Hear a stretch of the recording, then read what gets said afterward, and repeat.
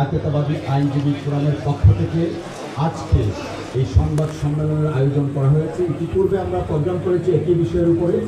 আমরা আইনজীবী সমাজ অত্যন্ত হতাশ, ক্ষুব্ধ এবং আমরা মনে করছি আইন মন্ত্রণালয় এবং স্বরাষ্ট্র মন্ত্রণালয় তারা যথাযথ দায়িত্ব পালন করছেন না বিধায় খায়রুল হক সাহেবকে এখনো আইনের আওতায় আনা হয়নি, যে কারণে বাংলাদেশের আইনজীবী সমাজ হতাশ এবং ক্ষুব্ধ। আর তারই প্রেক্ষিতে আজকের এই সংবাদ সম্মেলন। আপনারা জানেন 5 আগস্টে শেখ হাসিনা পালানোর পর এদেশের আবার বৃদ্ধ বনিতার দাবি ছিল শেখ হাসিনার মতোই দোষী হচ্ছে খায়রুল হক।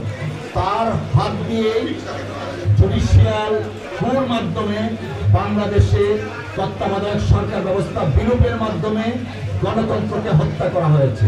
শেখ হাসিনা গণতন্ত্র হত্যার জন্য যেভাবে দায়ী, ঠিক তেমনিভাবে খায়রুল হক সাহেবও দায়ী। কিন্তু অত্যন্ত পরিতাপের বিষয়, আইন মন্ত্রণালয় এবং স্বরাষ্ট্র মন্ত্রণালয় এখন পর্যন্ত তাকে আইনের আওতায় আনার কোন ধরনের তারা কোনো পদক্ষেপ নেননি, যদিও খায়রুল হক সাহেবের বিরুদ্ধে মামলা দায়ের করা আছে।